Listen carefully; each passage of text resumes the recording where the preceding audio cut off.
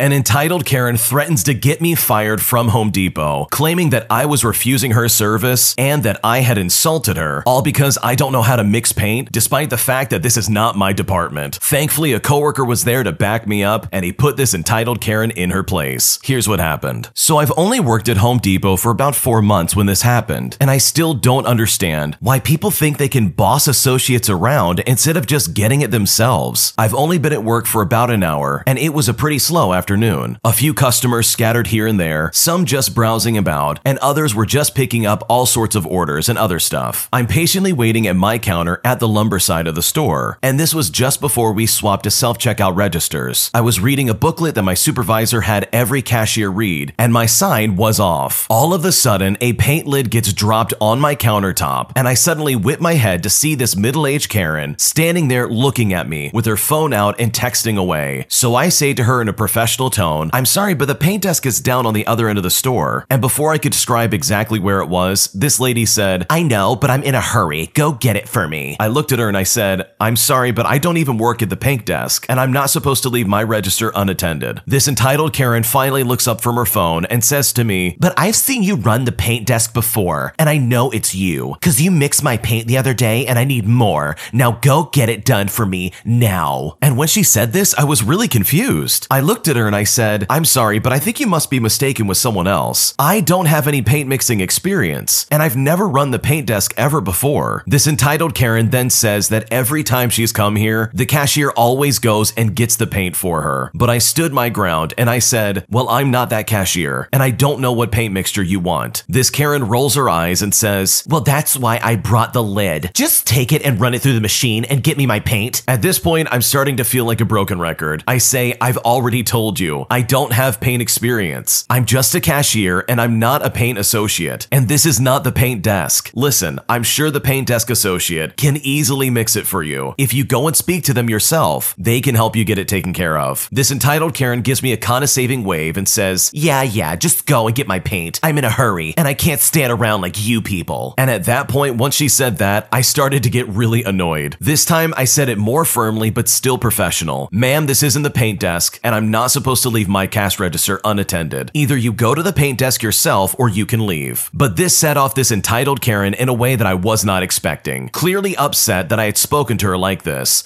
entitled Karen said, "I said I'm in a hurry and I need my paint right now." And she said this rather aggressively, trying to make me go get this paint for her. But I stood my ground again and I said, "I've already told you, I'm not going, and you can go to the paint desk yourself." This entitled Karen is now glaring daggers at me and says to me, "I don't like your tone of voice that you're using with me. Maybe I should report you to corporate for refusing me service." I respond by saying, "I'm not refusing you service. I'm telling you that I can't provide you what you want because I have no experience in that department." Right then, a pro desk associate walked by, and the Karen turns to her, demanding to know if she's the manager, because apparently I was disrespecting her, as well as refusing to provide her proper customer service. The pro desk member said, "I'm not the manager, but I can assist you." The Karen then says, "Finally, someone who can actually do their job. I need paint, and this Asian kid refuses to go and mix my paint for me, when I've seen them mix paint for me many times." The pro desk member says, "Well, if you need paint mixed, you can easily get it yourself, not stand here at the lumber register and demand that we do it for you." And that finally shut that Karen up. She throws her hands up in the air with frustration and walks away, yelling, "Nobody in this store knows how to do their job. Why hire workers if they're just gonna stand around and be on their phones only?" The pro desk and myself were dumbfounded by Karen's outburst, but we didn't follow her out. Instead, pro desk took the lid and tossed it, because it's not our job to mix the paint for her. Besides, the small dot on the lid probably would have told the paint desk what paint the Karen actually needed, but it wasn't going to help me with anything. And the funny part is, at one point I honestly really did want to mix paint, but after asking a paint desk coworker about it, I changed my mind. And you know what? I would much rather be stuck as a cashier than deal with some weird entitled Karen screaming at me about paint. What a crazy entitled Karen. I mean, how weird can you possibly be to not know where you need to go to get your paint mixed? It's like this lady just picked a random spot and decided,